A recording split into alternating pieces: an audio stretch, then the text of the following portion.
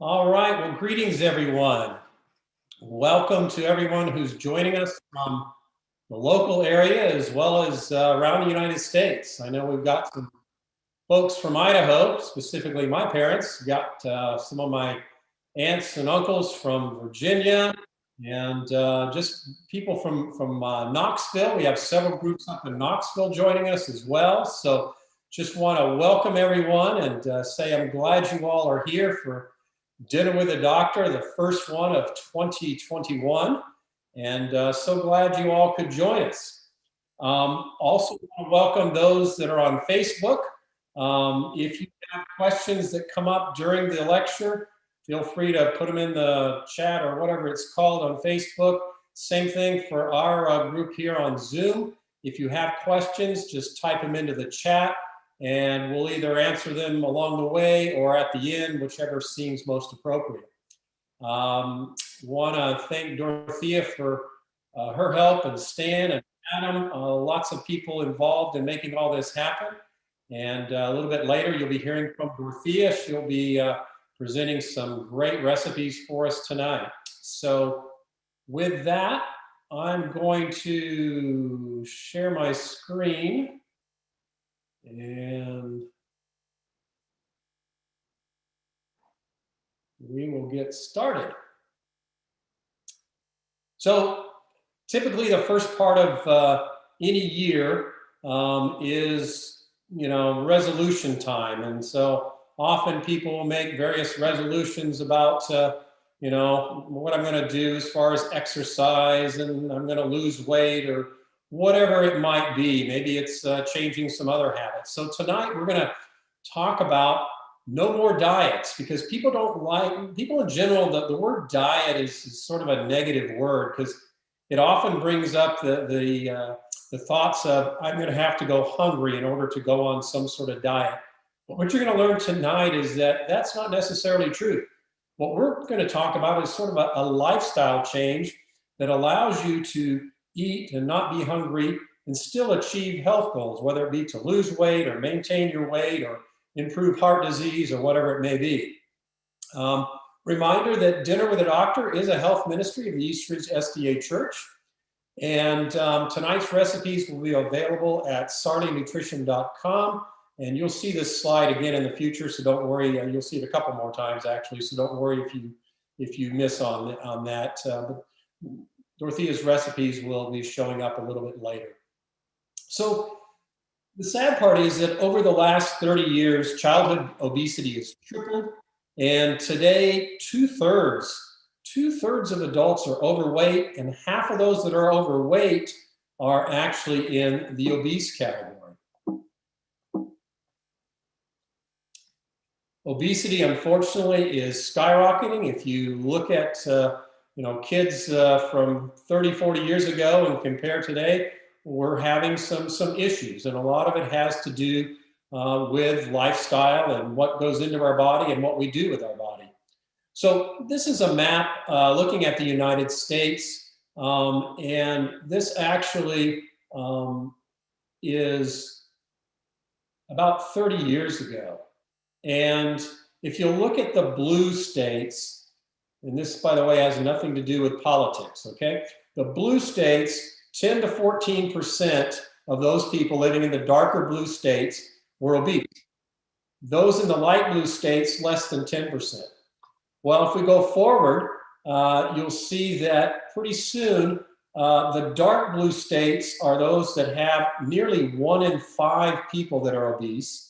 And the tan states, more than 1 in 5 are obese.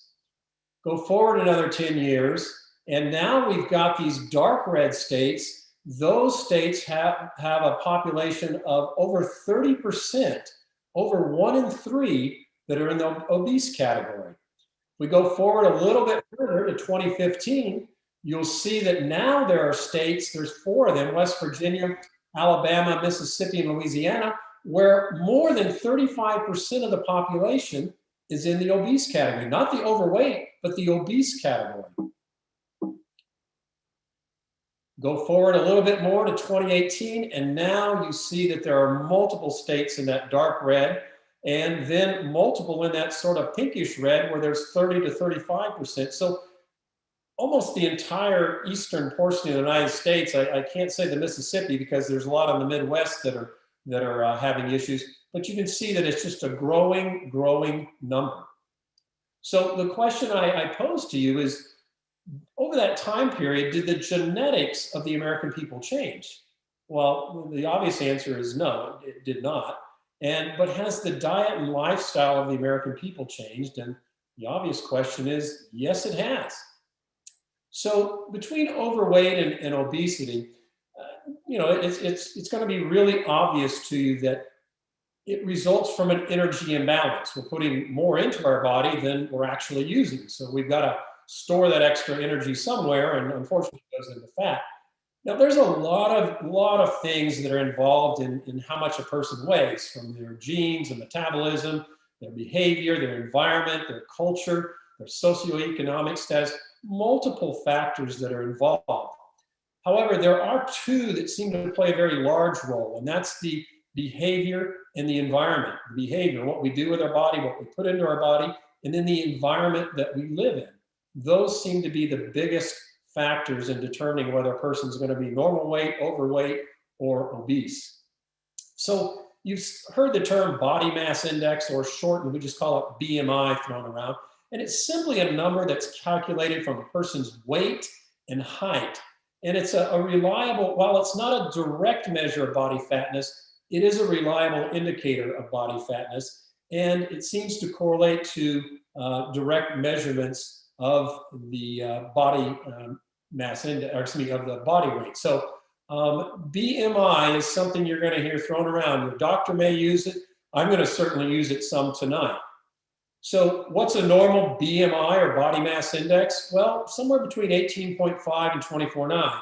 You're going to go, wait a minute, Mike, those numbers don't mean anything to me. I don't know what 18.5 and 25 and 30, what do those numbers mean? Well, two ways you can calculate those numbers. And it's pretty simple.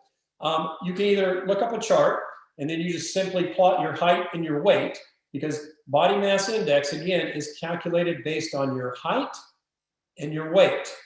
Okay? So you can look up a chart, or the easiest thing is just go on your computer or your phone and just Google BMI calculator, and then it'll ask you for your weight and your height. You plug those in, boom, it'll spit out that number. Then you look at that number and decide, am I, in that 18.5 to 24.9 range where it's normal, or am I sneaking up into the overweight, or am I greater than 30 into the obese category? So it's a good way to sort of get a rough idea. Keep in mind that people with bigger bone structures and muscle builders and those sorts of people, their BMI is going to get distorted a little bit. So you can't go hard and fast, black and white. But in general, for most people that are not elite athletes and bodybuilders and that sort of thing, it's going to be a roughly good number that you can follow. So the cartoon says, well, it seems that you're just the right weight. You just happen to be 11 feet too short. In other words, if he were to grow taller, then he would be just fine. So Weight Watchers, we've all heard of Weight Watchers, and one would sort of say, well, why not Weight Watchers, Mike? Well, the problem is that Weight Watchers fail the majority of the time, over 90% of the time, because they're simply structured around foods that aren't necessarily good for you. They may encourage you to eat some good foods, but you can eat some bad foods, and they've had different systems in the past. I know it's evolving and changing, but more points for the bad foods, less points for the good foods, that sort of thing. And this particular study actually showed that Weight Watchers programs in general, after 6 months, the average weight loss was only 5 pounds or less, which is not very encouraging. The Atkins diet, many of you have heard of the Atkins diet, and it's a high protein diet where they restrict the carbohydrates. Basically what you're doing is you're throwing the body into ketosis. Ketosis is where your body uses fat for its energy. But our body was really made to use carbohydrates for our energy source. So it's taken our body a different route. It's really putting the body into starvation mode.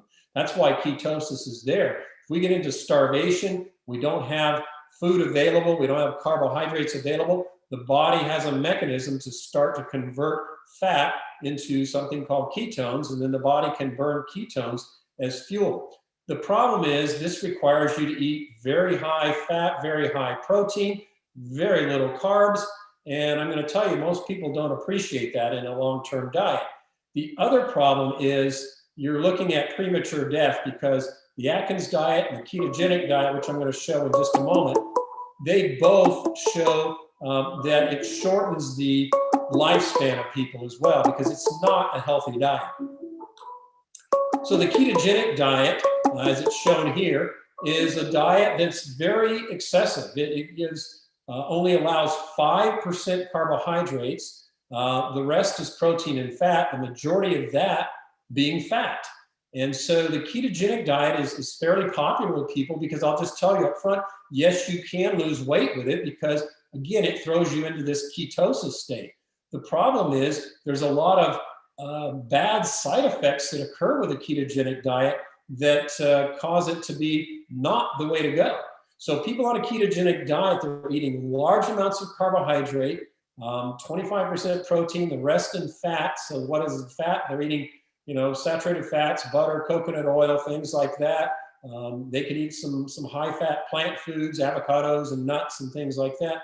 But the problem is, long-term studies have shown those on a ketogenic diet tend to have other issues that pop up and cause, in particular, cardiovascular disease, and cause a shortened lifespan. What are some of the side effects of the ketogenic diet? Well, frequent urination, dizziness and drowsiness, low blood sugars, cravings for sugar, because remember, you're limiting your carbohydrate to only 5%, constipation, because you don't have any fiber in your diet, because fiber is found where? In plant foods. Plant foods have carbohydrates, some protein, and a little bit of fat. And diarrhea, you can have one or the other, and sometimes even both. Sounds like a lot of fun so far, doesn't it? Yeah, muscle cramps can come along, flu-like symptoms, sleep issues, smelly breath, heart palpitations, and even an increased risk of kidney damage. And by the way, these side effects that I'm listing came right off the ketogenic website. So this isn't something that I'm making up or skewing. It came off of their website. So I discourage the ketogenic diet. It's not a good, healthy, long-term diet. I encourage you to avoid that and find better ways, like some of the things we're going to talk about tonight. Speaking of which, boy, there's so much information out there right now, with electronics and media the way it is.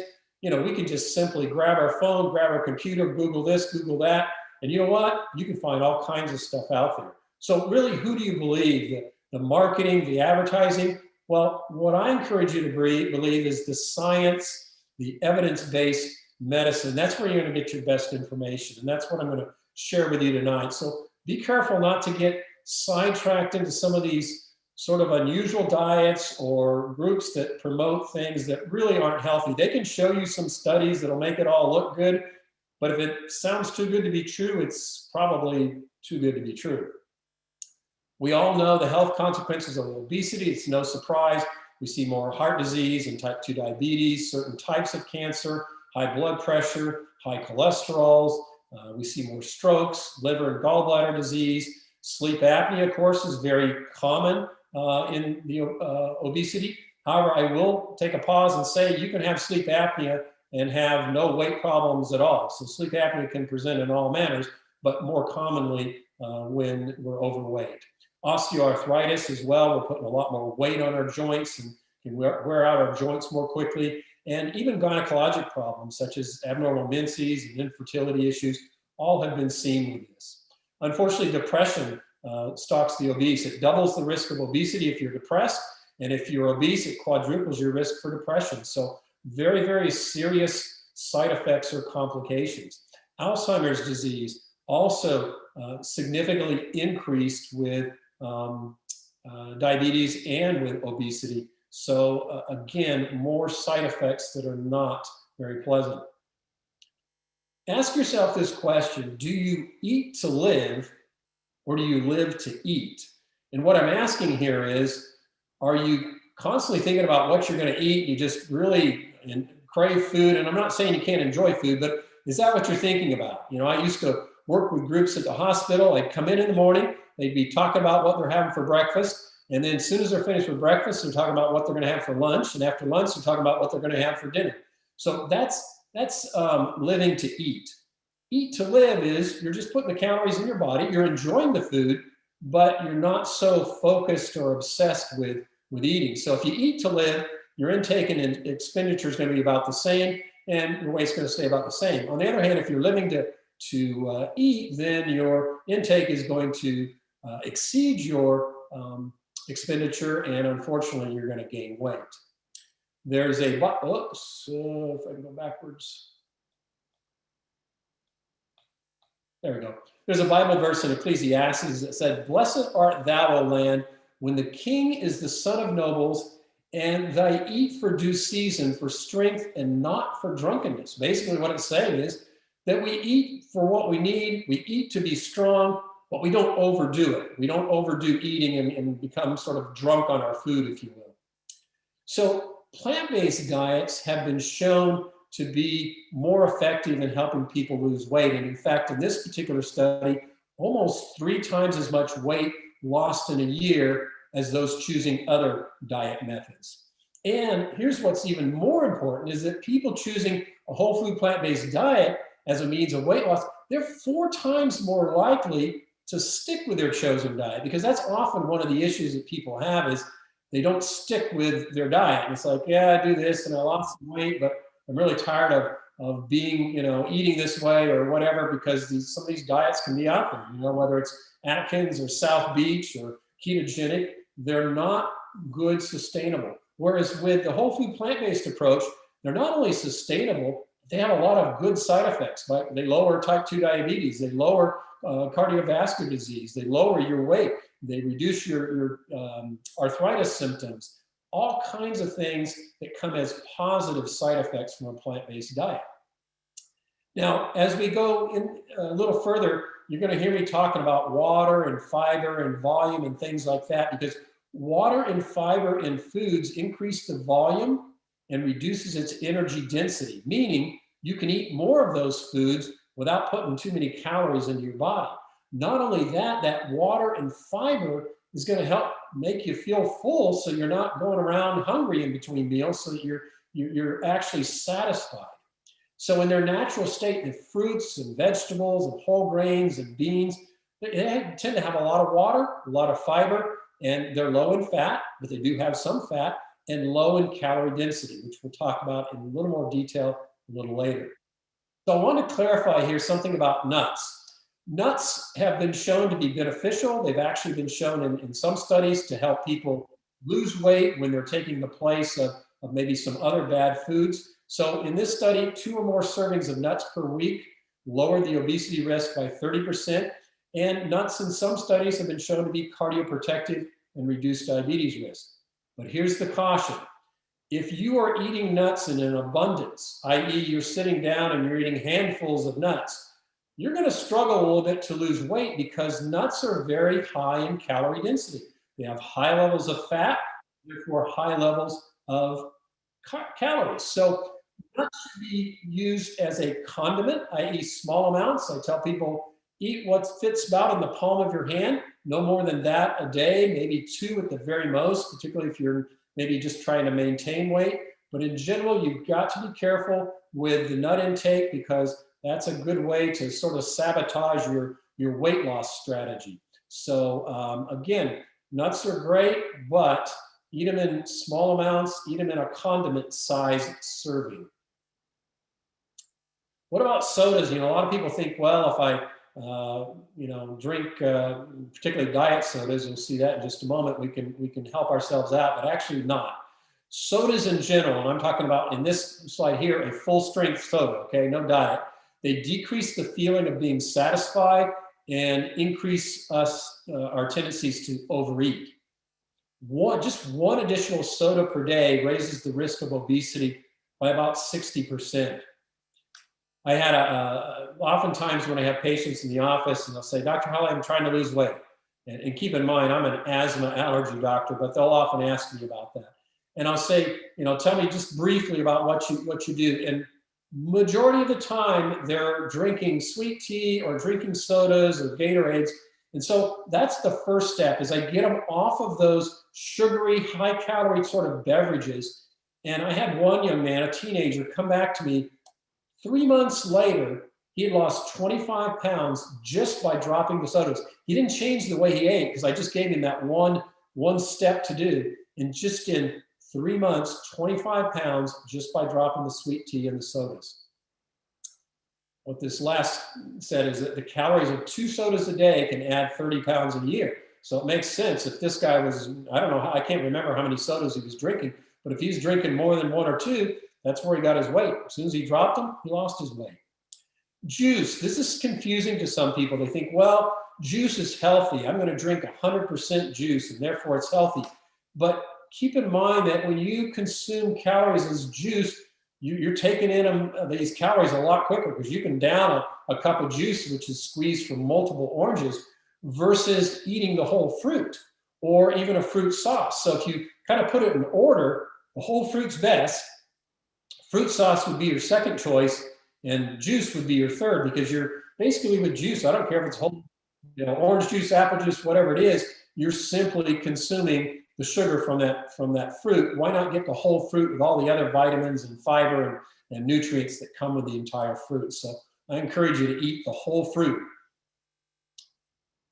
Here's what I was talking about, or referred to a little bit ago, is that artificial sweetened foods and drinks really don't work the way we think they work. People using diet drinks actually have been shown to consume more calories, especially carbohydrates.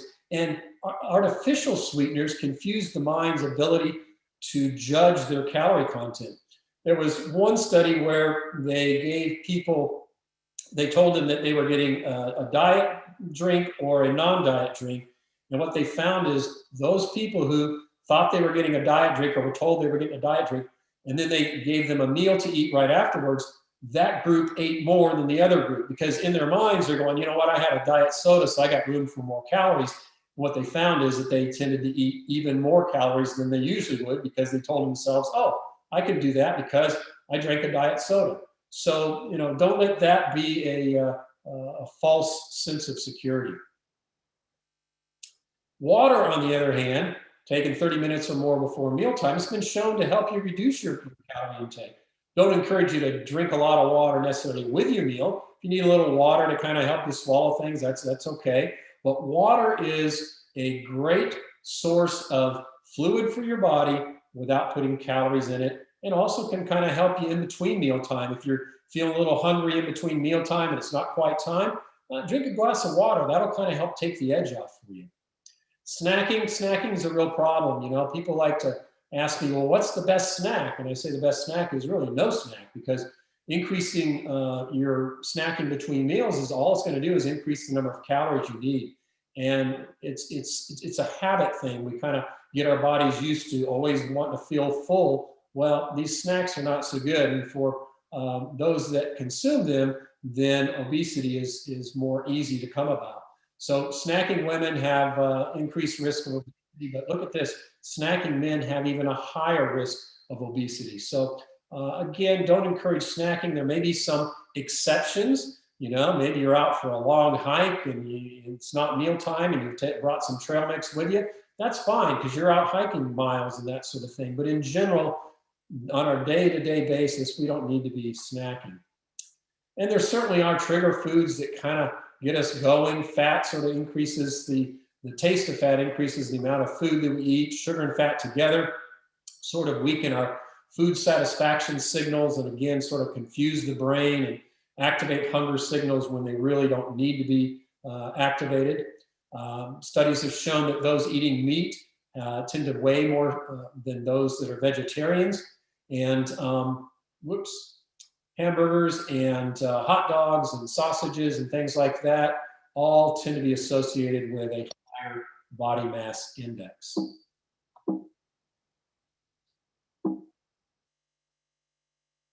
The buffet, you're all familiar with Golden Corral and Ryan's and places like that.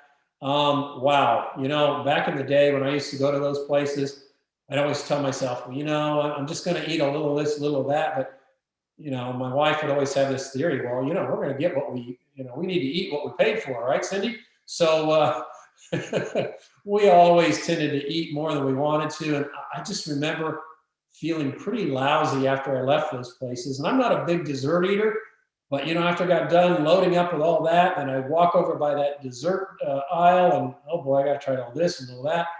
And honestly, I just ended up not feeling very good. So larger variety associated with increased body weight, and you know, sort of anecdotally, you don't feel too good either. So you don't need a lot of variety at a meal. You know, 3, 4 items, you know, is really all you need. We don't need to be eating 6, 8, 10 different items at a meal. It's not good for our digestion, and certainly not good if we're trying to lose weight. So a lot of the buffets are closed right now because of COVID. So maybe that's a good thing. Breakfast. You know, you've heard it said that breakfast is the most important meal of the day. And it really is, because look at this, skipping breakfast increases obesity by 120%. And if you just think about it logically, if you eat breakfast, or maybe if you're a night shift worker, you eat before you go to work, then you're using up a lot of that energy through the day. So eat your largest meal at breakfast, your next largest at lunch, and then if you're a 3-meal person, make that 3rd meal a very light meal, maybe some fruit and popcorn. It certainly isn't a sit down with a heavy meal in the evening. Just again, you're going to park the body in bed shortly thereafter. And so we're putting extra calories into our body that we really don't need. So at this point, we're going to pause for a moment. Dorothea has a few recipes she's going to share with us. One of them is related to breakfast, as I recall, Dorothea. So let's see, I'm going to stop sharing. And I think, Dorothea, you can take over at this point. That sounds good to me. Thank you for what you shared. So I'm going to share my screen in a minute here. As soon as I find it, there it is. All right, so please, no more diet. So congratulations. Let's suppose you've decided, okay, I'm done with diets. I'm just going to eat healthy. And that's what I'm going to do instead of, I could, one second here. I could turn my camera back on there. So let's suppose you've decided I'm done with diets. I'm just going to eat healthy. And I know it because I know one of the great side effects of just eating healthy is that I'll lose that extra weight. So where do you start? And Dr. Holly just mentioned the plan of, well, you start with breakfast. So here are your goals for breakfast. Number 1, you want to pack in as many nutrients as you can.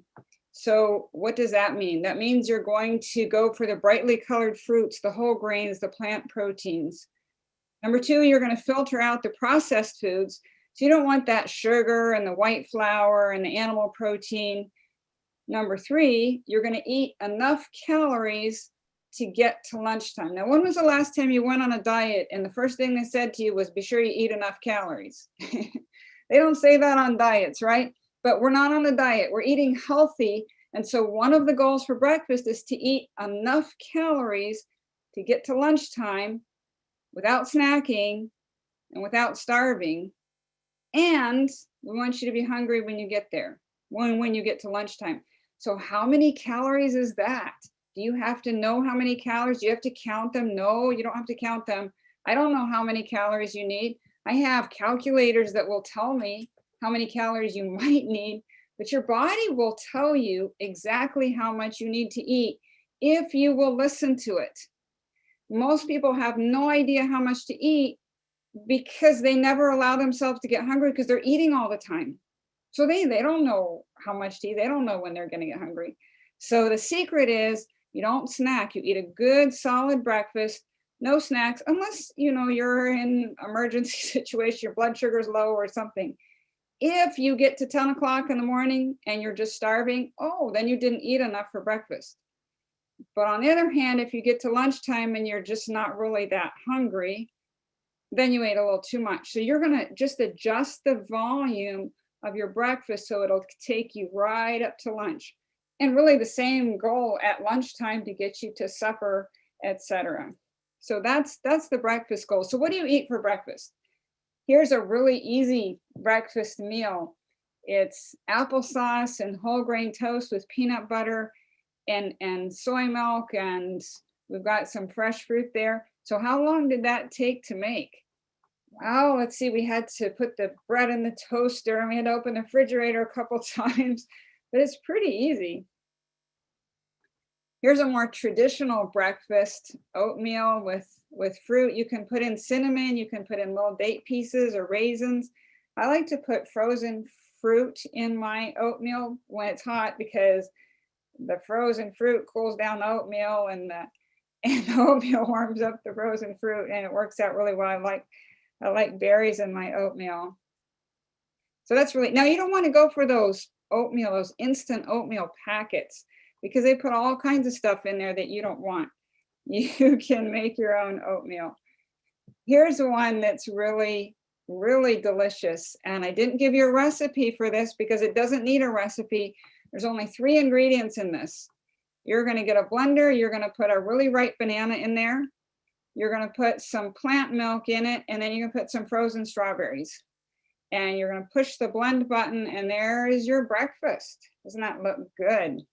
And we have that for supper sometimes, not so much in the winter, but we do in the summer. But if you want a good breakfast, you pair that with some fresh fruit and maybe some peanut butter toast and plant milk, and you've got a really good meal there. Sometimes I have people ask me, what do I do if I have to eat on the road? What do I do? What can I take with me? Well, eating on the road or on the run isn't really the most ideal way to eat, but sometimes that's just kind of what you have to do. So I'm going to show you a way that you can do this with muffins. Now, while I'm doing this, I want you to look up the recipes. And those of you who are on the Zoom call, you had the recipes emailed to you. So you can open that PDF if you have it handy. If you didn't, if you're not on the Zoom call, I think it's typed into your chat. It's sarlinutrition.com/recipes. And I wonder, Adam, could you just type that into the Zoom chat as well as into the, I know you've already got it in the other chat. But that way people can open it while we're talking if they want to. But I'm going to show you this recipe here for cranberry flax muffins. These are really, really good and fun and easy to make. So before I tell you about it, I'm going to tell you a little bit about flax. Flax is a seed. It has a really hard outer shell. If you just eat the seeds like they are, you won't absorb them because you can't really break down that tough outer shell. I buy my flax seed already ground. You can buy it whole and grind it, but don't eat the whole seeds. They won't do you much good. You have to have it ground, but they are amazing. They're anti-inflammatory. They are an antioxidant, and they are amazing at lowering blood pressure. So flax is really, really good. Here are the ingredients for these flax muffins. So we've got the dry ingredients here. You mix the dry ingredients together. Here we've got the ground flax seed, and I have a little bit of whole wheat flour over here, but you could use oat flour if you wanted to skip the gluten. You've got a little baking powder, cinnamon, and salt. You just mix these dry ingredients together. And then here you have the wet ingredients. You mix them together in another bowl, some plant milk and some pineapple, vanilla, a little bit of honey. You're going to combine the wet and the dry, and then you're going to fold in your nuts and cranberries. Here, this is just a screenshot from the recipe sheet. You're going to combine here's the dry ingredients, here are the wet ingredients. You're going to put those together and gently stir in the cranberries and nuts and bake them into muffins. So that's a really easy recipe. So what you do then is you stick them in the freezer. You make a whole pan of them, stick them in the freezer, and when you need a muffin, you need a breakfast on the go, you pull them out, put them in the microwave, grab some fruit, and you're on your way. All right, so those are the muffins, and we will turn this back over to Dr. Holly.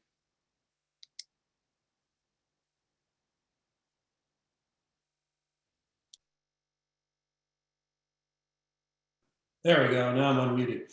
All right. Thank you, Dorothea. Did you unshare your screen yet? I did. You did? Okay, let me try this again. While we're doing this here, yeah, one thing Dorothea, she said multiple things that I was just like, yeah. One was she said, you know, be hungry. And you know what? When you're hungry, everything tastes a whole lot better. So it's really, really helpful to be hungry. The other thing is flax. Flax is great for omega-3s, which we're going to see here in a moment. Store your flax in the refrigerator or in the freezer. And yeah, grind it up, because if you just do the seeds, it's just going to pass right through you. So I am not, something's not here. Why can't I share my screen here? Do you have the share screen button at the bottom? Yeah, I did that, and then it comes up with all your stuff. My stuff. Yeah, it's got your desktop one, your whiteboard, your iPhone. What? That's weird. Yeah, hang on. Oh, let me close all my windows and see if that helps. Yeah. My iPhone? What it says. Yeah. What is that? Does that work? Yeah, let me see if I can. Do you have your presentation open in another window? Well, I never closed it. I'm gonna reopen it now. Okay. For some reason it.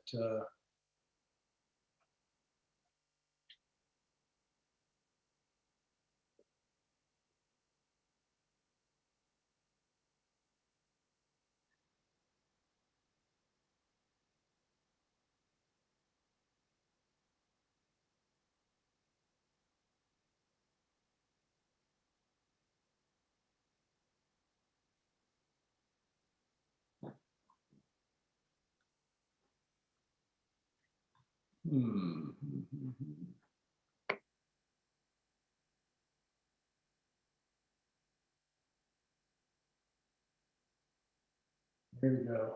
Let's try this. So what do you see when you do the share screen?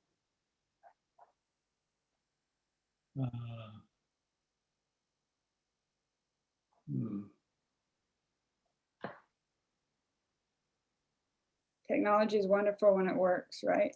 There we go. Here we go. Okay. Now I'm screen. You guys can see my screen now? Yes. Thank you, Sue. I see you nodding. So I want to just take a moment here to mention that we, you know, because we're not in person, it's kind of hard to do door prizes. So we've been brainstorming a little bit how we can do this, and Dorothea had a great idea that you can email us at info@dinnerwiththedoctor.com and tell us about any of the Dinner with the Doctor recipes that you might have tried. It doesn't have to be from tonight. It could be from previous sessions. And when you email us, then you'll automatically be entered for the drawing of our door prizes. And we're going to have several door prizes. And then for those that, you know, live out of the area or whatever, we're going to try to make arrangements that it just gets sent to you. So encourage you to email us at info@dinnerwiththedoctor.com and just tell us about the recipes or something about yourself, or you might have prayer requests or questions or anything that you might want to communicate to us, and then we'll enter you into the door prize drawing. So happy, sad, bored, and lonely. Any of you are emotional eaters? I think we all maybe can be emotional eaters at times. Maybe we eat a little more and we get upset, we get stressed, or maybe we get quarantined during COVID. I've had countless number of patients tell me that, you know, I'll say, oh, it looks like you gained 10, 20 pounds, whatever. They said, yeah, it's my COVID weight. You know, I'm just sitting around and I'm stressed out and I'm eating a lot more. So the point here is that, yes, we're going to be stressed. Yes, we're going to have times when we're upset. It's how we react to it. If we're aware that we're an emotional eater, That's going to help us, because a lot of emotional eaters aren't really aware. They just start doing it, and next thing they know, they packed on a few pounds. So, and they also tend to eat things that are more sweet and high fat, because that's maybe a little more satisfying. So, be aware of that this can be a problem. What can you do? Well, as I said, number one, be aware of it. Number two is, when you feel like you're starting to give in to that temptation, have some sort of a rescue plan, right? We have plans for what we're going to do if there's a fire at our house, or a fire at the school or the church. Well, we need a plan for what we're going to do if we're getting, tempted or stressed out. First is to ask God for power and have a good alternative. And rather than maybe start eating, maybe say, all right, I just need to go take a walk, or I need a good drink of water, or, I need to recognize that I'm taking in more food than is wise. So being aware of it, having some sort of rescue plan is really helpful.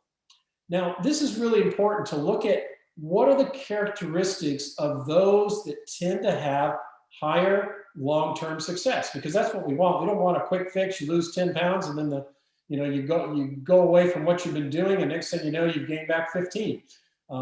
So we want to look at what are the things. Well, studies of people with long-term weight loss success show that, number one, they get 30 to 60 minutes of daily exercise, including maybe a little weightlifting, which is mainly to strengthen muscles and tone muscles, not necessarily to put on bulk and make you into a big bodybuilder. And that may be a little intimidating to some at first. Wow, 30 to 60 minutes of daily exercise. But 30 to 60 minutes of daily exercise can look different ways for different people. If you do housework and you're dusting and vacuuming and cleaning and folding clothes, that's some exercise, right? And then if you get out for a little walk in the middle of the day or in the evening, if you work, that can be helpful as well. This next one's really important: planning your meals, not just, oh, I'm so tired and hungry, I'm just going to go through the drive-through and pick up whatever I get there, or I'm going to order a pizza. No, you have meals planned, you cook ahead, you got something in the fridge, you got something in the freezer, so you don't have to come home and cook. Eating the same on weekends as weekdays, because a lot of times people say, well, I'll splurge on the weekends and I'll be good on the weekdays, or the other way around. It's best to eat the same 7 days a week. And eating lower calorie, low fat foods, which we're going to define very carefully here real soon, is important as well. And then there's that breakfast that Dorothea was talking about. Eating breakfast regularly is going to help you. So those are the characteristics of those that tend to have long-term success. You'll remember from a previous slide, the other factor is those that eat plant-based diets tend to be more successful, and you remember they are 4 times more likely to stick with it. This is one I get often: but can I just exercise? I just want to eat the way I want to eat, and I'll just do a little extra exercise to make up for it. Well, I can tell you that the majority of people I see with that attitude, you want to give them that phrase, how's that working for you? Because it's not working for you. It's really, really hard to outrun your bad habits. And let me just give you a couple examples so you kind of understand that.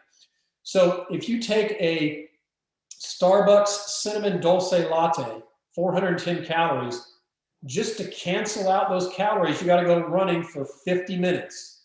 Okay, keep a little tally here as I go through this. So we've had one dulce latte with a little whipped cream for 410 calories. Next, we got one cookie.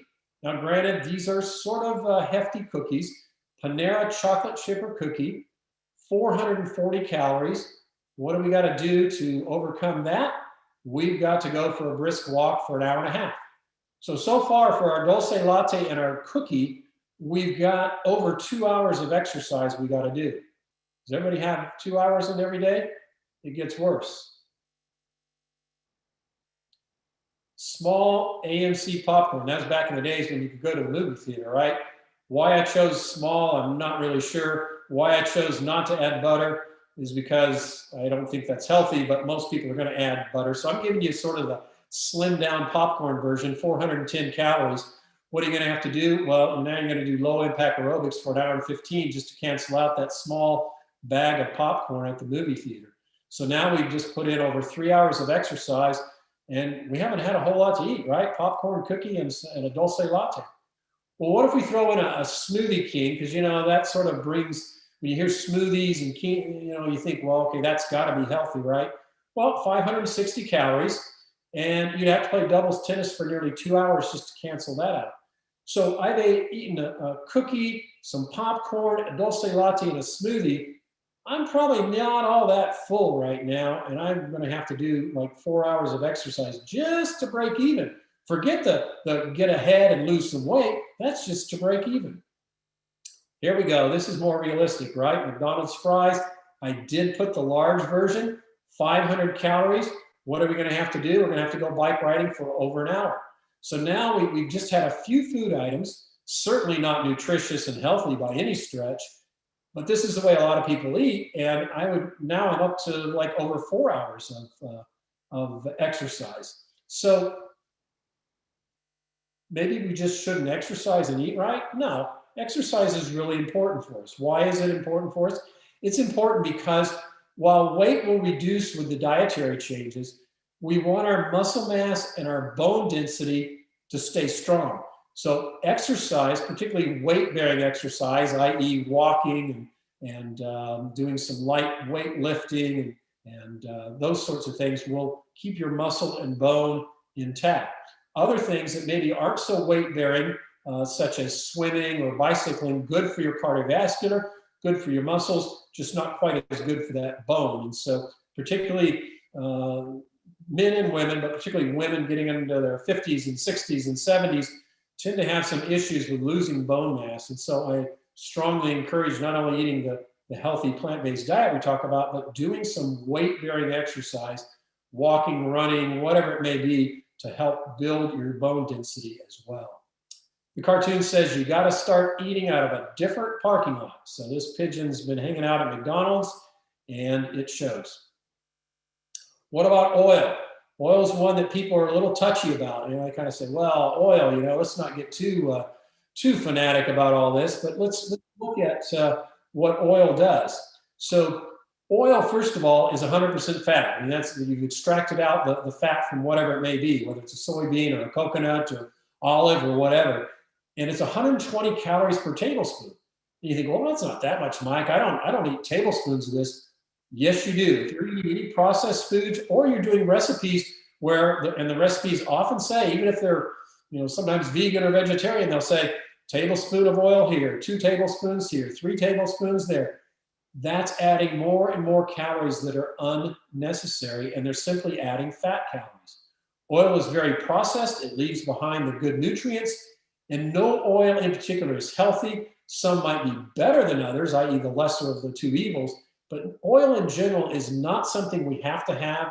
You can find many oil-free recipes that have oil added to them. My wife will take many of those recipes and just either subtract out the oil or change something a little bit to maybe she'll add some nuts or something to if she feels like it needs a little bit of fat. But oil in general is not a health food. There are only 2 essential fatty acids that we must get from our diet, meaning that our our body doesn't make it, so they're called essential fatty acids. That's omega-3 and omega-6. Now, the ratio between omega-6 and omega-3 in our intake should be somewhere between 1:1 and 4:1, but unfortunately in the United States, it's somewhere between 10:1 and 25:1, meaning we're getting a whole lot more omega-6 than we are omega-3. Why is that important? Omega-6 tends to be more inflammatory, and when you get an imbalance of the omega-6 being inflammatory and the omega-3 being more non-inflammatory, and again, it's not 100%, but in general, then you're going to foster more inflammation in the body, which is going to lead to heart disease and cancer and autoimmune conditions and more arthritis and that sort of thing. So where do we get our omega-6s and our omega-3s? Well, omega-3s, here's a list of where you can get them. I kind of pointed out that ground flaxseed, which was in Dorothea's recipe, is an excellent source of omega-3. Walnuts are, chia seeds, which are not on here. If you want to be creative, you'll notice that you can eat 122 cups of cooked broccoli and get the omega-3 you need, or maybe 400 cups of parsley, or 50 cups of spinach. Probably not the best way to get the omega-3, but you get the point. Flaxseed, chia seeds, walnuts, and again, you don't have to eat them in large abundance, and you don't even necessarily have to consciously get in a tablespoon of ground flaxseed every day, but if you're getting it regularly in your diet, it's going to be very good for you. And as Dorothea pointed out, There's a nice double-blind placebo-controlled study that showed ground flaxseed beneficial in lowering blood pressure. Here's those omega-6s. Those are the kind of, we need a little omega-6, but in general, I'm going to call them the bad guys because we get way more than we need. Those eating a standard American diet are getting lots of omega-6 because in processed foods, there's lots of these plant oils. And you can see from this chart here, safflower and sun oil and sunflower oil and corn and cottonseed and sesame and peanut and soy, all the typical oils used in processed foods, high levels of omega-6, low levels of omega-3. You get down and you notice flaxseed, walnut, pretty good, but particularly flaxseed. But then you get to fish and you go, hey, Mike, wait a second. I should be eating more fish, and maybe I should be doing fish oil because 0 omega-6 and all omega-3. Well, the problem with that is a lot. Number one, fish oil and fish in general, high in cholesterol. Number two, fish tend to be loaded with lots of contaminants, PCBs and mercury and dioxin. It's also been linked to breast cancer. And by the way, fish get their omega-3s through eating plants. So we should get it the same way. Why should we eat the middle fish? The fish gets it from plants, then we take the fish's oil to get our little bit, plus all these other side effects. No, just get it straight from our plants like we talked about. But can't we get the omega-3s from olive oil? Yes, you can. Olive oil has omega-3 and omega-6, but in order to get the amount you need, you'd have to drink 8 ounces of olive oil. Yuck. In order to get just the daily omega-3 that you need. And so what does that look like? Well, it's almost 2,000 calories. It's over 200 grams of saturated fat. Not the best way to get your omega-3s. But we've all been told that olive oil is healthy. I get this a lot from patients like, wait a minute, what do you mean olive oil? It's healthy, right? Well, if you base it on the Mediterranean diet, the observation was made that in this Mediterranean diet, olive oil was part of that diet. But what was also part of that diet was a lot of plants, like fruits and vegetables and whole grains. They had little to no processed foods. They had a little bit of fish and little bits of olive oil. But the Americans, we kind of looked at it like, oh, the secret sauce is olive oil. Mediterranean diet's healthy, so therefore I need some olive oil. But people on the Mediterranean diet, like I said, are doing all these other healthy things as well. So it wasn't the olive oil, it was all the other healthy things that they were doing. So olive oil as a replacement for oils that are high in saturated fat may actually be a little bit better choice, but it doesn't make olive oil healthy. Even the cold pressed and highly refined and all of that, maybe a little bit better. But again, it's 100% fat. You're adding calories you don't need and just not necessary. Olive oil also can increase your cholesterol. And you can say, wait a minute, Mike, cholesterol only comes from animal products. Well, the way olive oil does it, cholesterol is used in our bile acids to digest fat. So if we're dumping large amounts of fat in our body, our liver says, oh, I've got to make some bile acids to digest that. Cholesterol is part of that, and you can drive your cholesterol up, even on a plant-based diet if it's high in fat. And I am proof of that. I did that for a number of years, not realizing. So olive oil not only increases your cholesterol, but also can damage your blood vessels. There was a study that looked at olive oil's effects on blood flow, showed that just one single meal with olive oil caused an increase in vessel spasm and decreased our blood flow by over 30%. We don't need to be decreasing our blood flow. We need to be thinking about things to increase our blood flow. So what it does is it damages that inner lining of our arteries called the endothelium, doesn't allow our blood vessels to dilate and let more blood flow through. Just not a good thing. What about coconut oil? A lot of people are kind of partial to their coconut oil because somebody's told them it's healthy. It's 90% saturated fat. It's got more saturated fat than lard. And, we need some saturated fat, don't get me wrong, but it also raises total cholesterol and the bad cholesterol called LDL. And despite many claims, studies really have not shown any benefit in reducing heart disease or obesity. And for a while, and there's still some things floating around out there that it helps with Alzheimer's disease. I've looked at the studies. There's nothing out there that says we should be eating coconut oil to prevent Alzheimer's disease. So oil is oil, doesn't matter where it comes from, whether it's soybean, an olive, a flaxseed, coconut. It's just not something we need in our diet. There's plenty of oil-free ways to cook and even stir fry with just simply using water. And we get all the dietary fat we need in an oil feed gluten-free plant-based diet, where are you going to get most of your fat in a plant-based diet? It's going to be your nuts, your seeds, your avocados, and your olives. So again, if you're, eating heavy nuts, heavy seeds, heavy avocado, and you're having trouble losing weight, start there, because that's where your high calories are. Do you need to eliminate it? Well, it depends on how serious you are in needing to lose weight. So some people that are really wanting to lose weight, they'll take all the nuts and the seeds and the avocados and olives out and just get what little bit of fat they need from the rest of the plant foods. But in general, it's okay to put a little bit in, just being aware in your head that, hey, these are high calorie, high fat, I need to go easy on them. So carbohydrates get a bad name. A lot of people say, oh, carbs are bad, carbs are bad.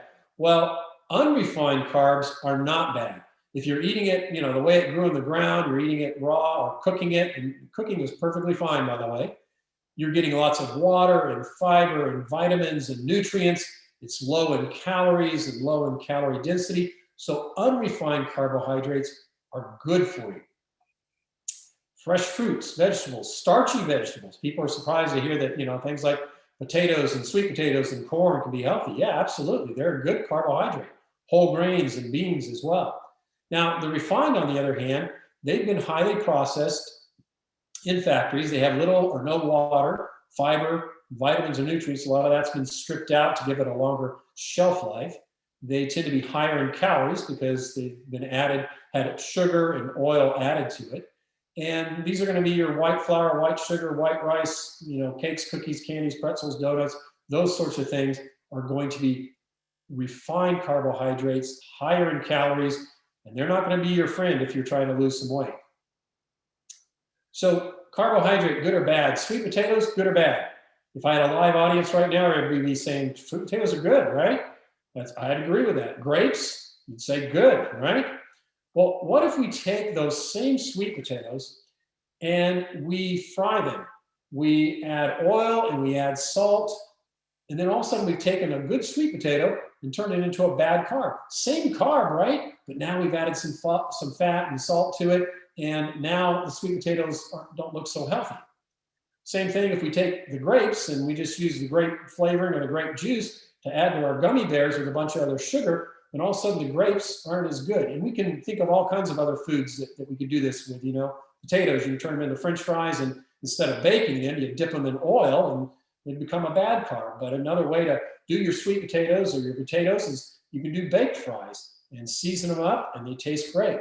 As your taste buds get used to that, you'll actually crave those over the greasy, oily sweet potato fries and regular fries. So refined foods eliminate the water, they reduce or eliminate the fiber, and they reduce or eliminate the nutrients. And that's why refined foods in general are not healthy for you, because they take a lot of the bad stuff, a lot of the good stuff out and just leave the bad stuff in.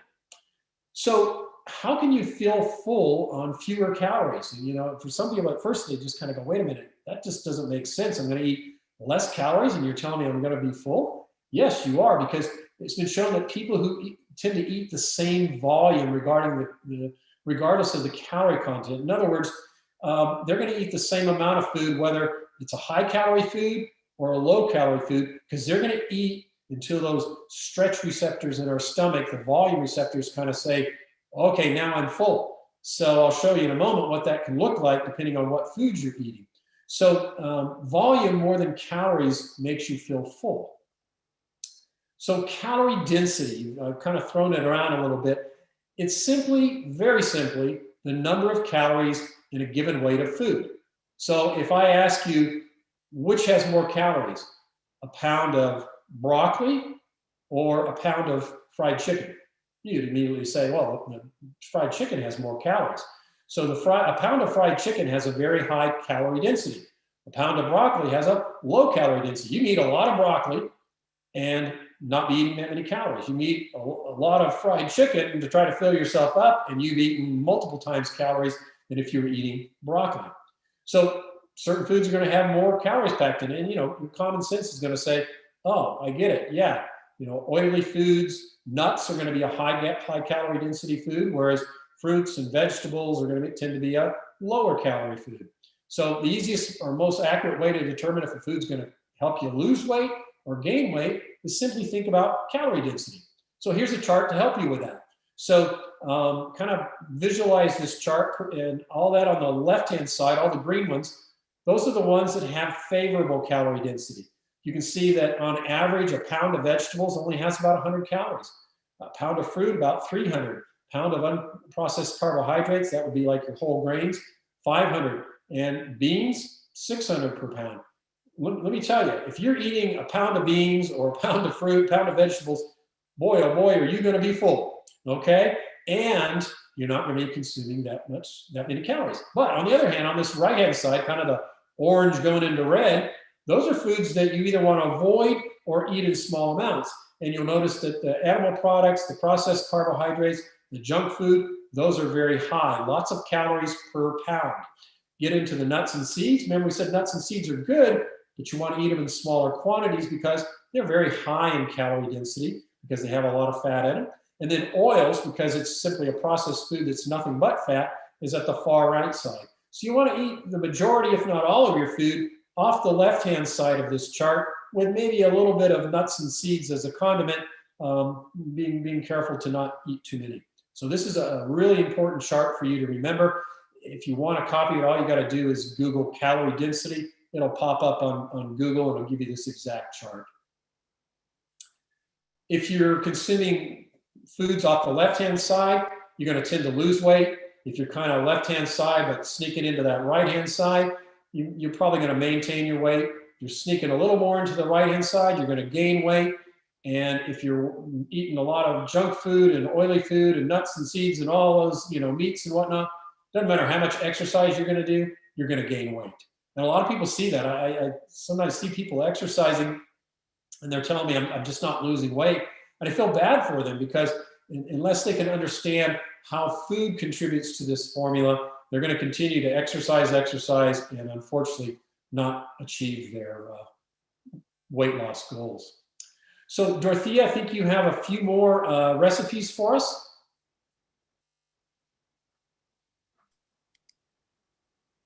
I do. Let's see here. How do I? So just click the stop share. Yeah, here we go. There we go. There we are. All right, so that was great, lots of great information. And I wanted to say one thing from what Dr. Hawley mentioned a minute ago, and that is just to underscore what he said. What I said before is make sure you're eating enough so you don't get hungry. That whole thing of listen to your body, you know how much to eat, that only works if you're eating the right foods, the foods that aren't calorie dense. If you're eating calorie dense foods and you eat till you get full, you're going to be eating way too many calories. So, all right, I'm going to show you some more recipes here. There we go.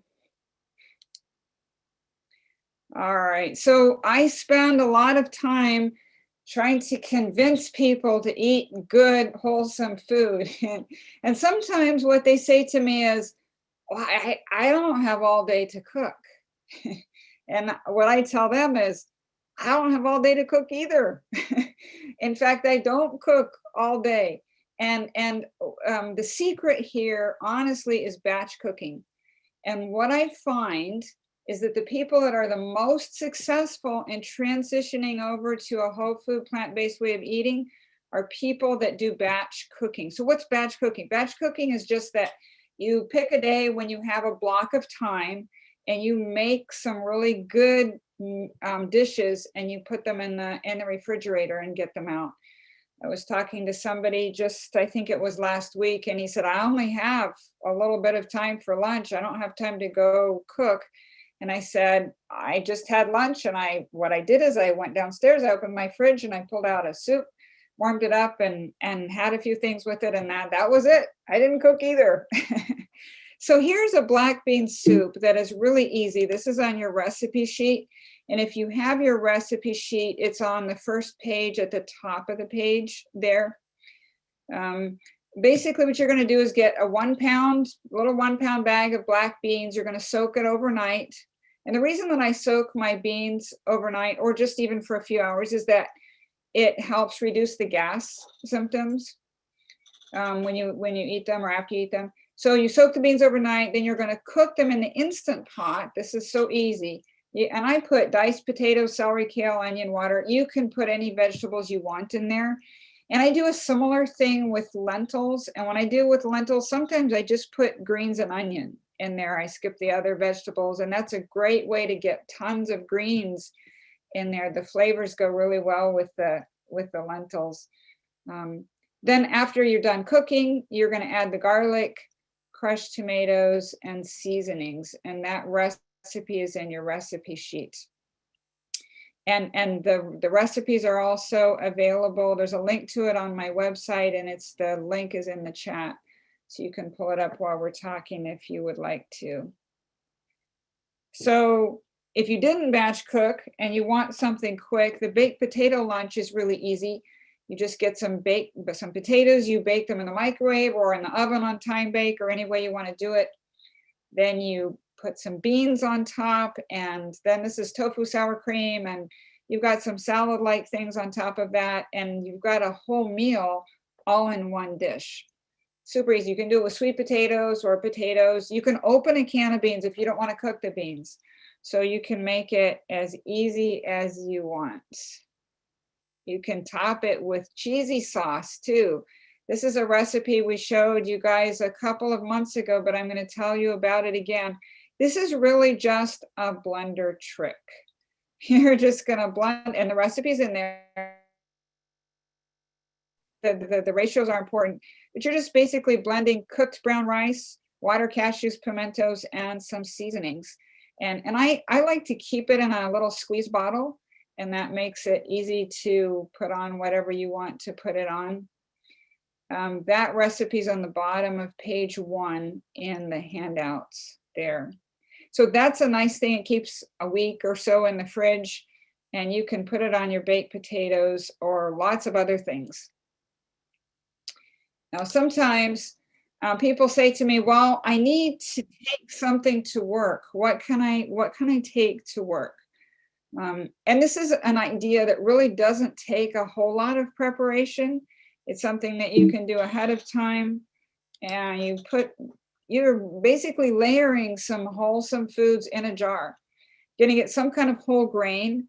That could be corn, that could be brown rice, it could be quinoa. You're gonna layer that with a legume. What's a legume? A legume is a bean.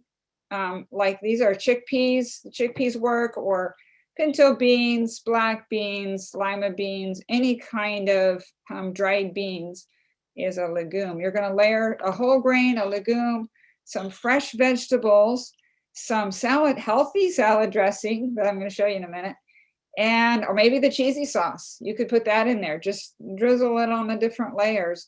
Put the lid on that, put it in the fridge, and when it's time to go to work, you just grab and go. And I've done this before, and it's super easy, and you don't have to make any fancy food.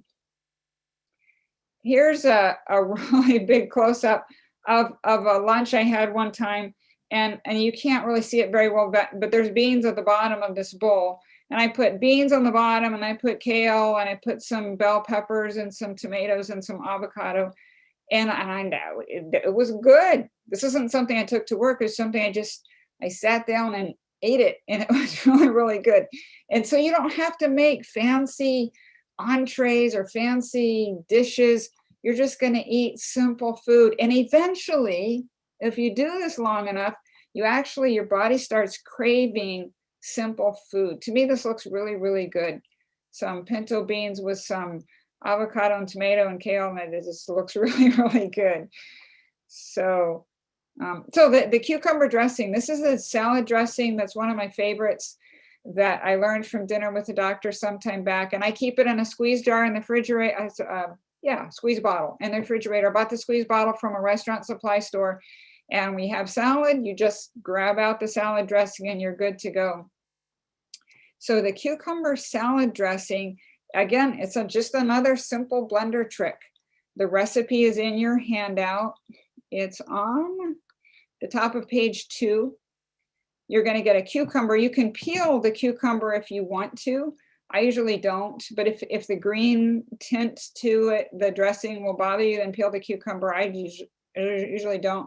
You're going to cut it in some chunks and throw it in the blender with some chunks of onions, cashews, water, and seasonings. You blend that, and that makes a really, really good salad dressing. And that keeps a little bit longer. It has lemon juice in it, makes it keep a little bit longer. I keep mine for, I don't know, 10 days or so. But that's really good. You put it on your baked potato, you put it on your salad in a jar, you put it on your salad, anything you want. So we're going to end this portion of our discussion tonight with this recipe for pita pizza. And this is something I discovered a couple months ago that is really, really fun. And I like pita pizza because it's so easy to make. I used to have a pizza recipe that called for a whole wheat pizza crust that you would get at Walmart. Well, Walmart stopped selling those pizza crusts. And so I looked all over, where are we going to find that brand of whole wheat pizza crust?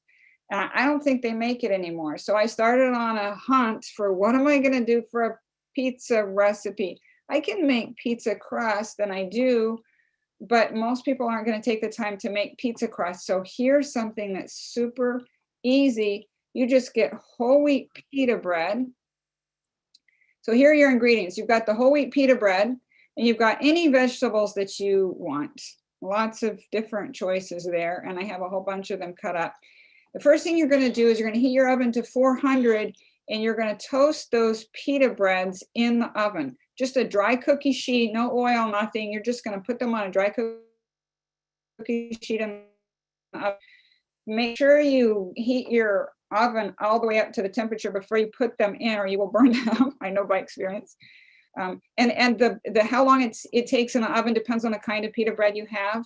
If it's thicker, that'll take a little bit longer. This kind that I used took me about 7 minutes. You don't want it to get brown. You just want it to get crispy. And you're going to pull them out. Then you're going to take some pasta sauce. You're going to spread each pita with some pasta sauce, and you're going to sprinkle vegetables on it. And then you're going to take that squeeze bottle of cheesy sauce and put it on the top. Then you're going to put it back in the oven for maybe 5 minutes, maybe a little bit longer. You just want the vegetables to be hot all the way through. And there you've got some really, really good pizza. Really easy, really healthy. So with that, Dr. Holly, we're going to turn that back over to you. All right. Well, thank you, Dorothea. All of those food items really, really looked yummy and appetizing. And you notice that she gave you some ideas about, a lot of people say, well, I have trouble giving up my cheese. Well, she gave you an idea for cheesy sauce. You'll notice that she didn't use the word dump or pour. She used the word drizzle it onto your foods, again, as a condiment. Same thing with that salad dressing. That's a really, really good salad dressing, by the way, and can be used in a lot of different manners. So thank you, Dorothea. That was perfect.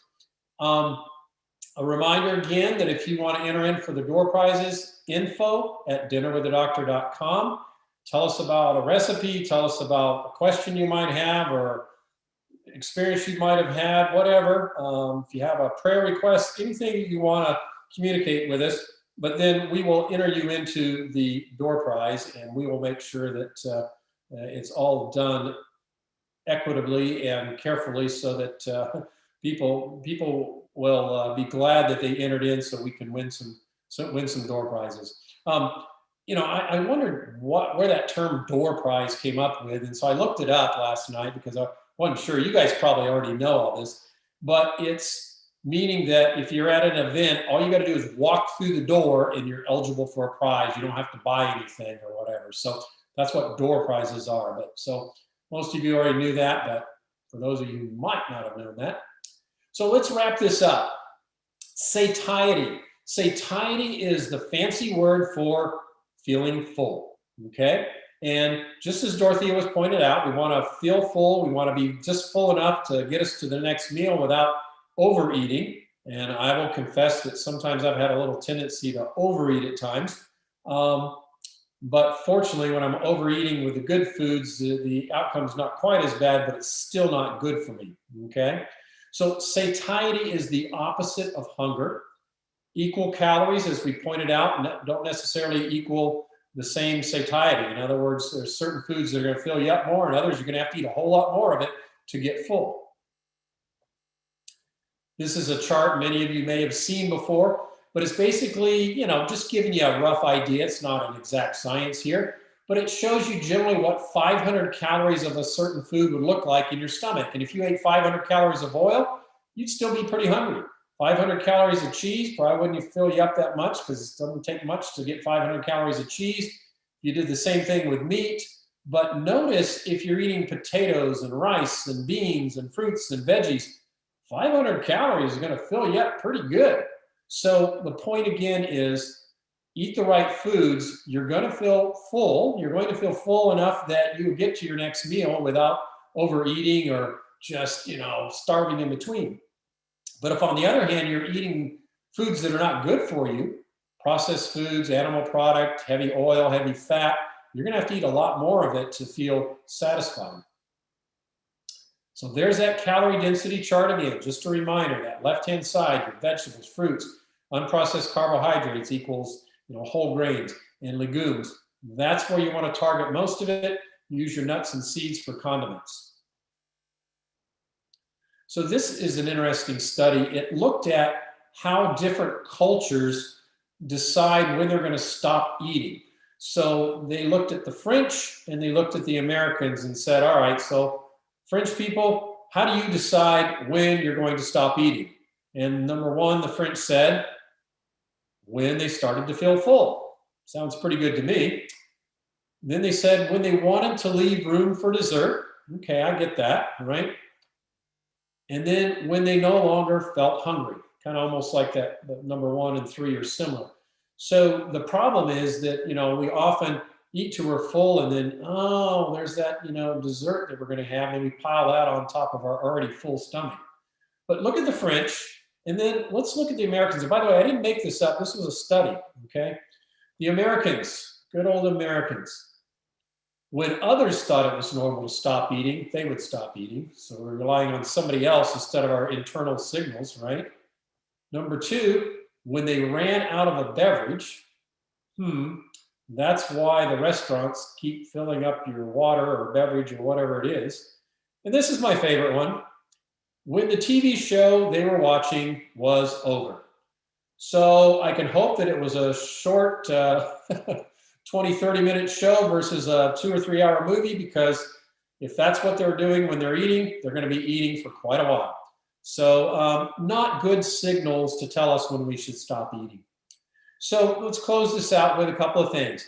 If I eat 100 calories of chicken nuggets on the left or 100 calories of lentil soup on the right, what do you think is going to fill me up more? The 2 measly chicken nuggets or this bowl of soup? Well, clearly, a bowl of soup is going to fill you up a lot more than the chicken nuggets, because there's more volume there, there's more fiber, there's more bulk. So things that increase satiety, make you feel full, and decrease calorie density, again, are water, fiber, and bulk. What does that mean? Fruits, vegetables, whole grains, and beans. That's how you're going to fill up on healthy food. The goal isn't to just necessarily fill up, but fill up on healthy food that's going to help our body with fighting off heart disease and diabetes and arthritis and trying to reduce our weight if need be. On the other hand, things that are going to increase your calorie density and decrease the feeling of fullness: high fat, high sugar, and high refined carbohydrate content. So one more example: 2 low-fat fig Newtons, okay, 140 calories, or a whole small cantaloupe. What do you think is going to fill you up more, the 2 low-fat fig Newtons or a small cantaloupe? Well, clearly, a lot of water, fiber, bulk. The cantaloupe is going to be more helpful. So, think about adding that when it's in season to, maybe a breakfast or one of your meals as something to give you good nutrition and also help you feel a bit full.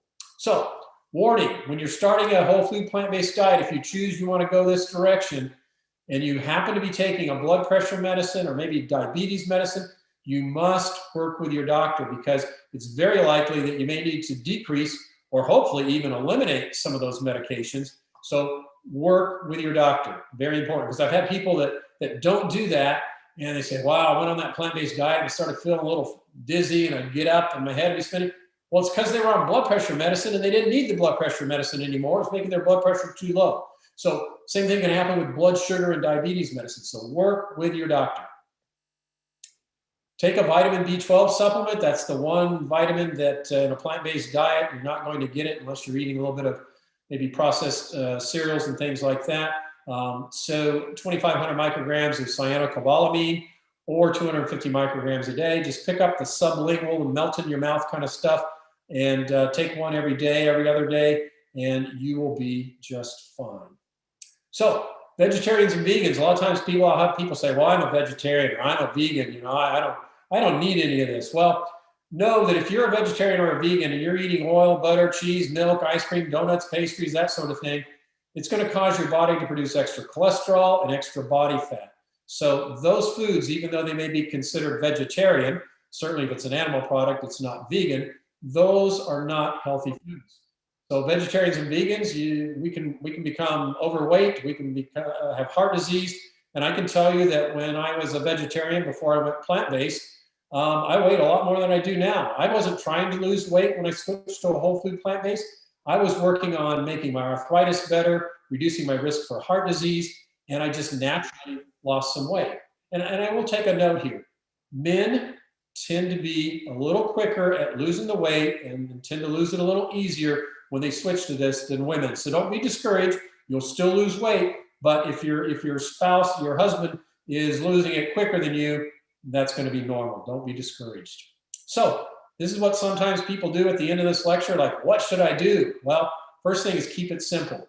Dorothea did an excellent job of sharing recipes that were practical and pertinent and that you can do on the fly, and you don't have to spend an hour or two cooking every night when you come home. So keep it simple. Eat whole plant foods in the whole manner. You don't have to highly process them, right? Shop the periphery of the store and avoid the middle where all the processed foods are. And you know, I'm not a big grocery shopper, so when I first I first read this, I was like, what do they mean? And then I kind of went to the grocery store and paid attention. Oh yeah, all the produce is kind of on the periphery of the store. Avoid animal products and things that are very high in saturated fat. Reduce or ideally eliminate the added oils. And for some, you may need to just start by reducing, but over time, you're going to find those added oils after a while don't even taste good. You'll find that your taste buds change as time goes by. And maximize your fruits and vegetables and whole grains. And then, you know, people say, well, give me some hard and fast things. Well, at least eat a half a cup or a cup of beans or some sort of legume with some soup and salad each day. Beans are so easy to prepare. If you don't cook them, yes, you can buy them canned. Just be careful. The salt content's very, very high in many of them, but you can buy the low sodium. But if you can cook your own beans, that's going to be the best. But try to work some beans in several times a week into your diet, along with some soup, salad, whatever dishes you like. And keep in mind, when we're going through recipes, there may be some ingredients you go, oh, well, I don't like that, or I don't like that. And so you just eliminate that recipe. No, just leave that ingredient out. Maybe leave it out and put something else in that you like. Eat a large or really a double-sized portion of some sort of steamed vegetable.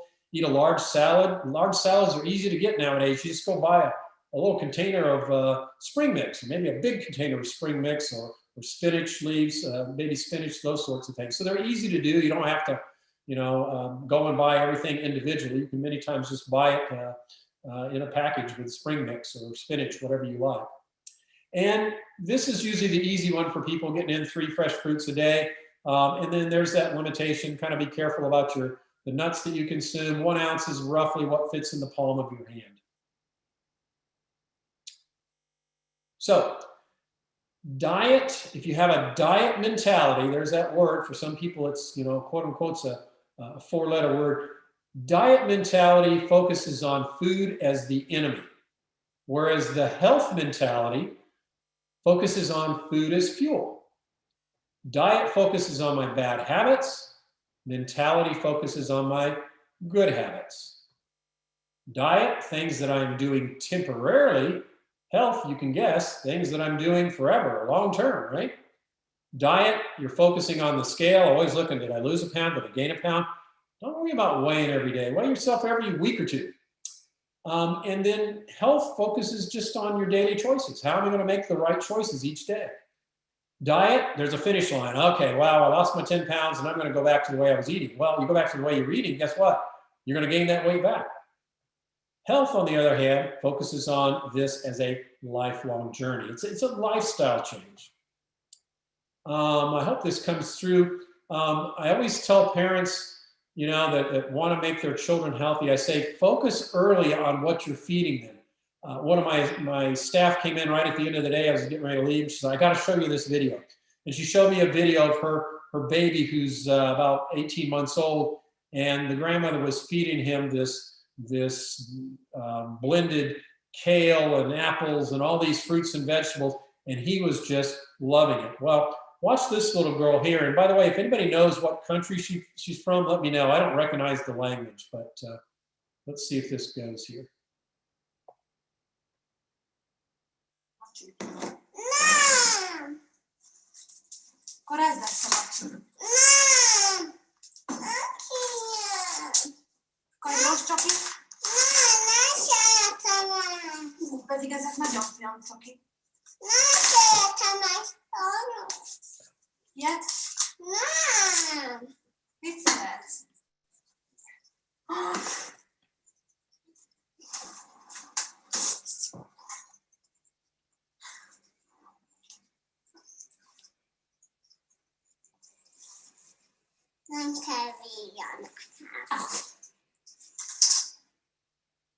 Pretty amazing, huh?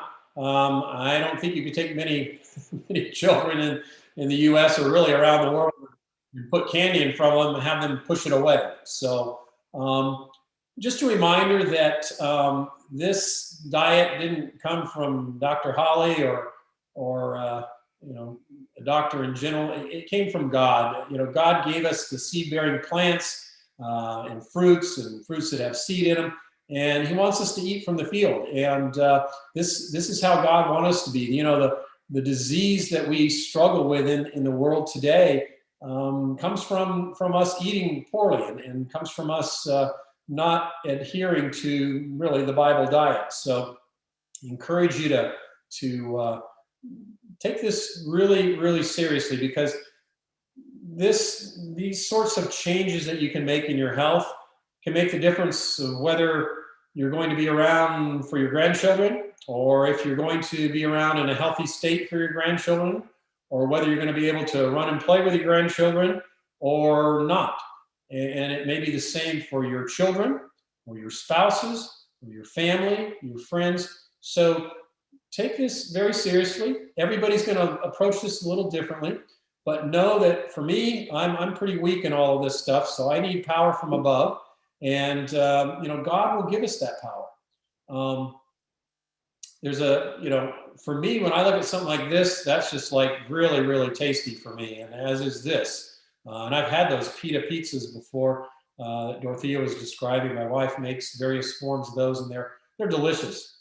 So just a few closing reminders how to change a habit, because this is about our habits. We get in habits of eating this way or doing this or doing that, and they may or may not be good habits. So the first is just good habit development requires not just our body, but our mind and spirit. So it's a multifaceted approach.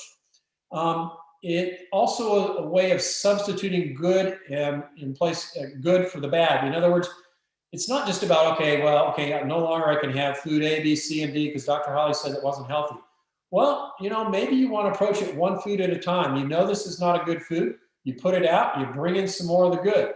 Put the bad food out, more of the good. And you just start substituting over time, and you substitute a good habit for the bad habits versus just subtracting out.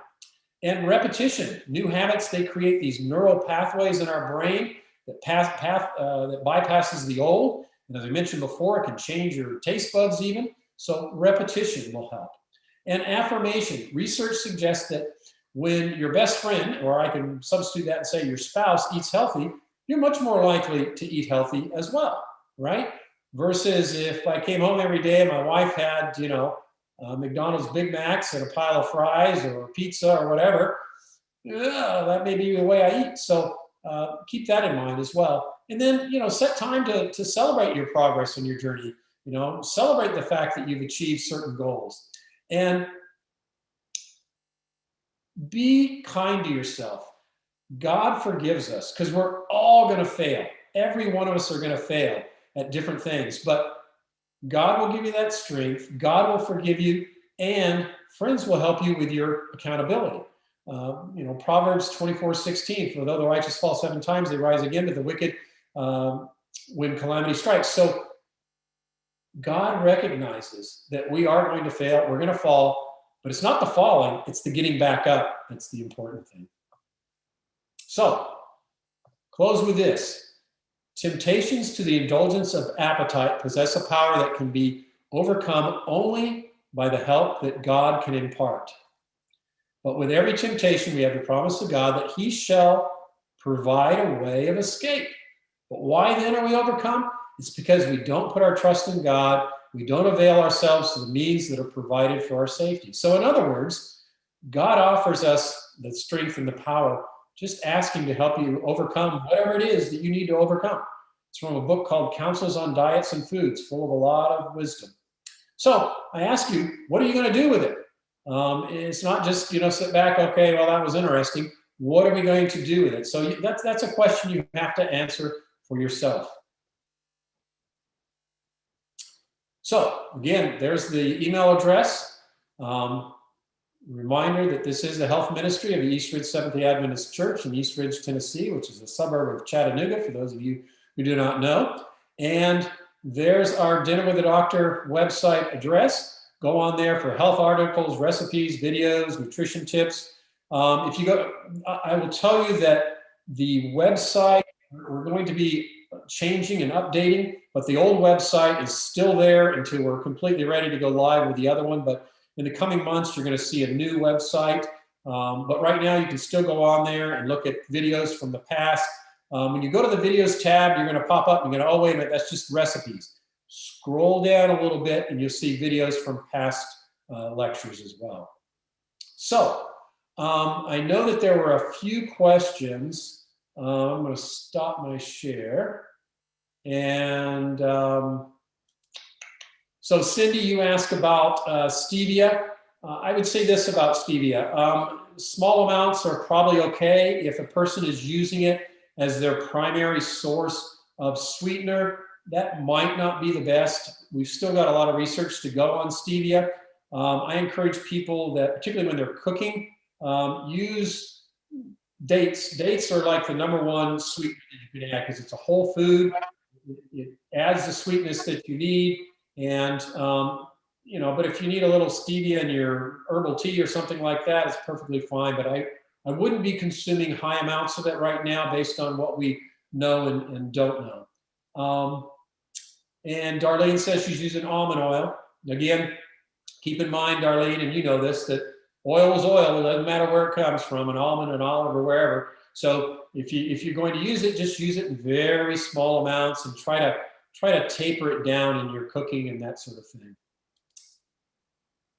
Any other questions? I'm not seeing any other questions from anyone.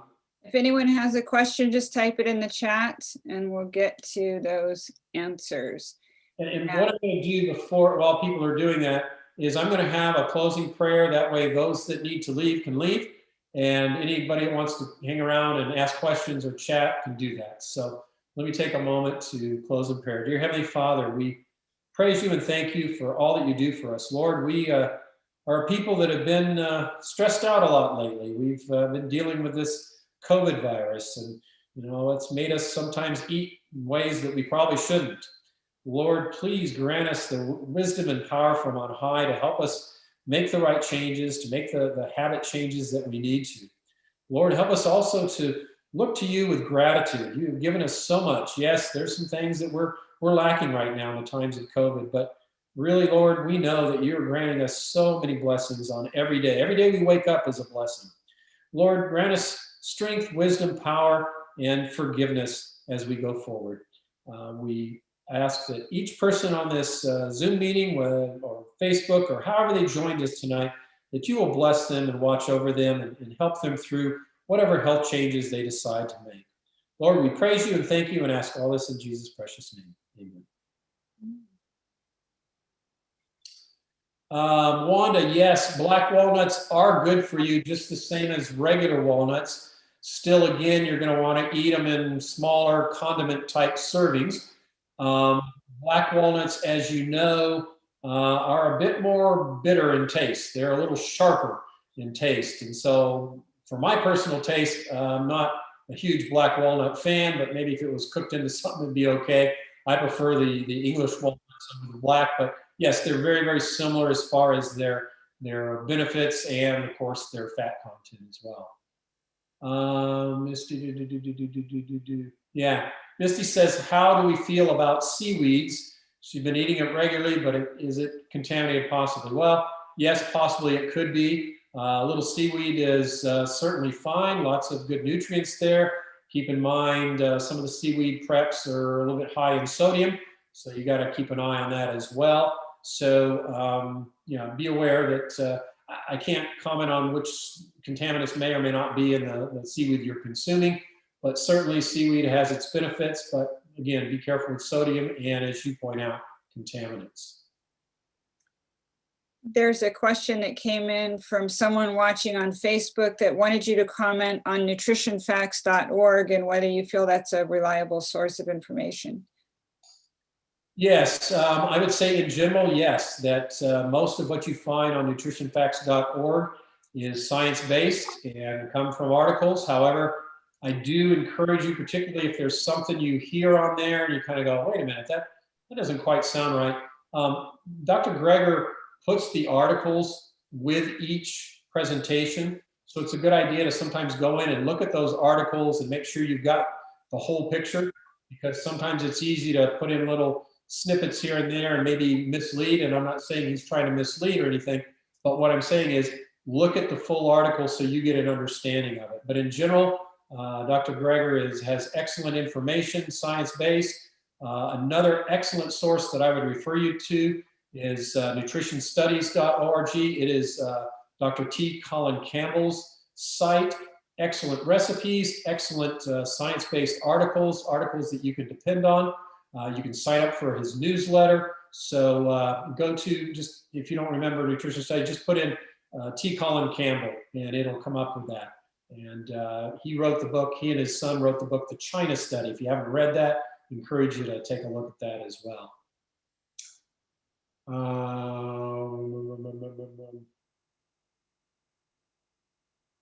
Okay, my Uncle AJ wants to know if artificial sweeteners are okay and is one better than another.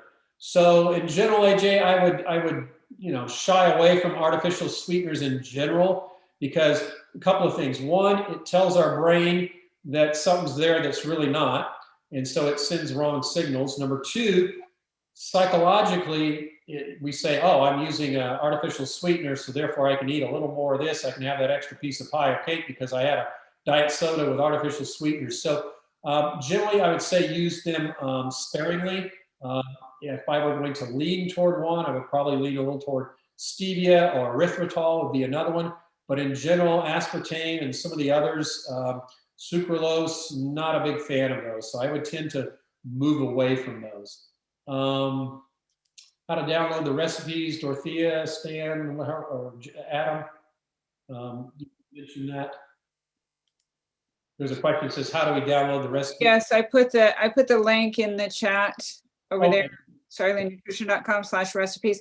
But anybody that's registered that's on the Zoom call, you should have received it in your email about an hour before the meeting started. So check your email and they should be there. Yeah, and if you're on Facebook, just go to Sarli, S-A-R-L-I nutrition.com, and under her recipes, they're all there, plus some extras. / recipes, yeah. Okay, yeah. Thank you, Shelley, for your kind comments. Appreciate that. Hope we get to see you sometime in person when we eventually get to do that. Anna wants to know if we can recommend a cookbook that uses quote unquote normal ingredients and is not too elaborate to prepare. So Dorothea, Cindy, Sue, Kathy, whoever's on the call, I'm gonna throw that to you guys. Oh, let's see. So I muted everybody, so I guess I'm gonna have to answer. Somebody, the rest of you, type something in the chat to give me some ideas here. I don't usually use a lot of cookbooks. Okay, Cindy said, I like plant to plate, thank you.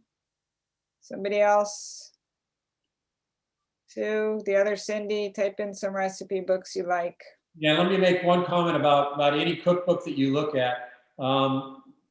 They may have, you know, a lot of the cookbooks, vegan or otherwise, have high amounts of oil. And just as I mentioned earlier, and Dorothea's mentioned, you don't have to put the oil in just because it says it's there. In fact, I encourage people to take it out, leave it out of your recipe. If you're a little nervous about it, if it's 1 tablespoon, give a half a teaspoon, and the next time a quarter, just kind of wean it out of there.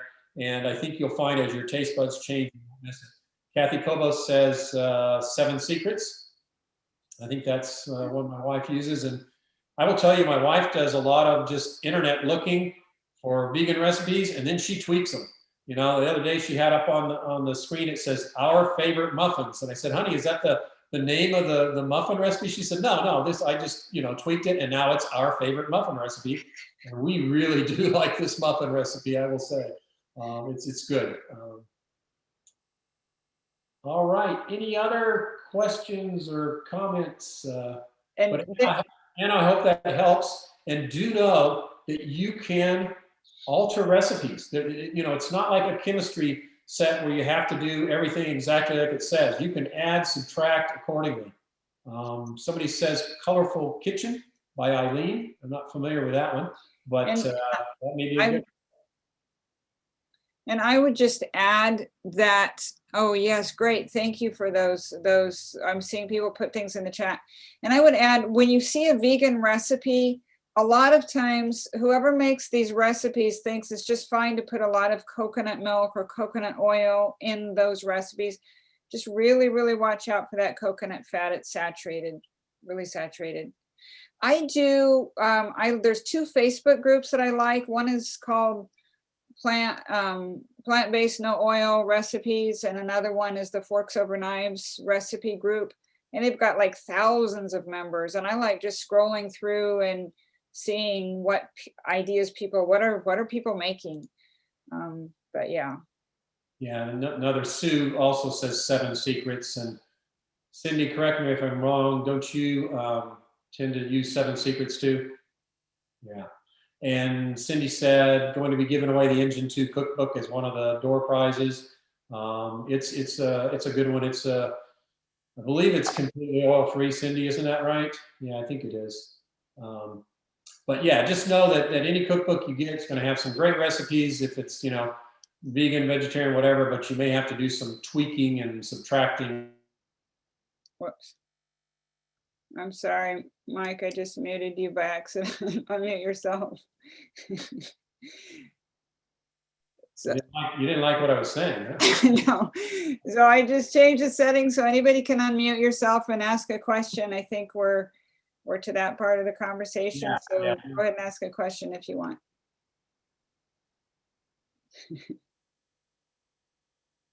And we'll have to check out some of these because a couple of these I'm not familiar with. So we'll look for the Colorful Kitchen by Eileen. We'll look for Straight Up Food by Kathy Fisher. I'm not. Maybe, you know, Dorothea, Cindy, Sue, Kathy, you guys may be familiar with some of those, but I'm not. But we'll take a look at those. Thank you for those suggestions.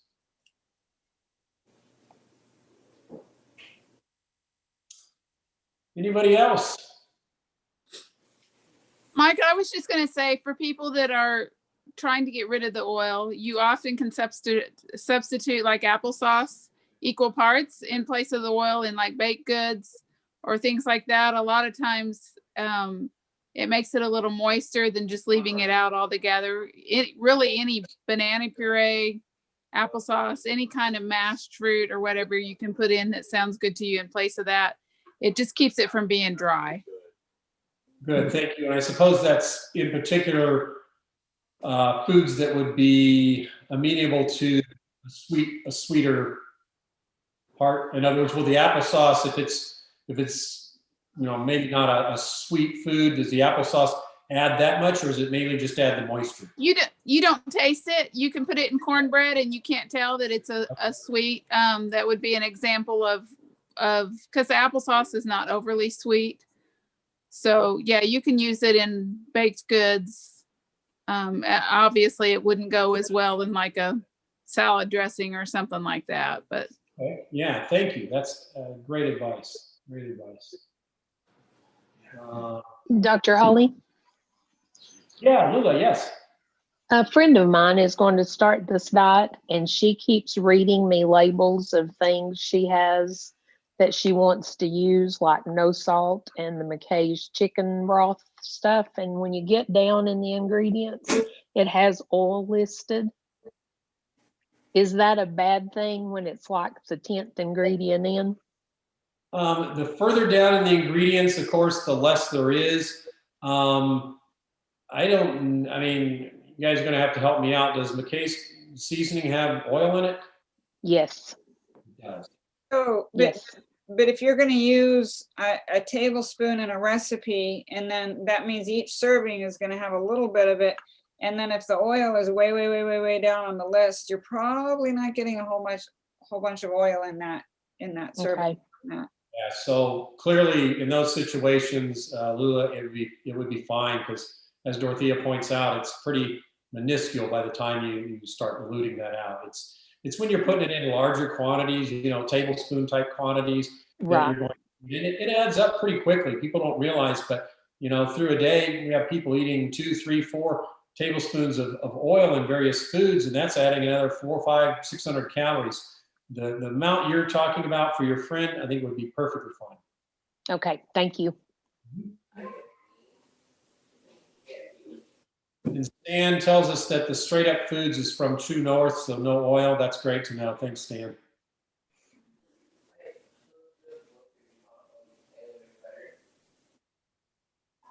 give me all your food.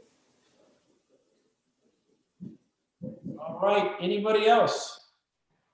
Otherwise, we'll close out. If people want to hang around and chat for a little bit, they can, but we'll close the formal part of this now.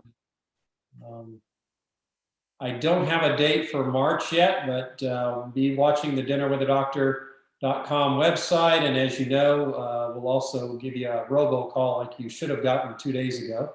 And let us know if you want to be on the list and you didn't get a call or whatever.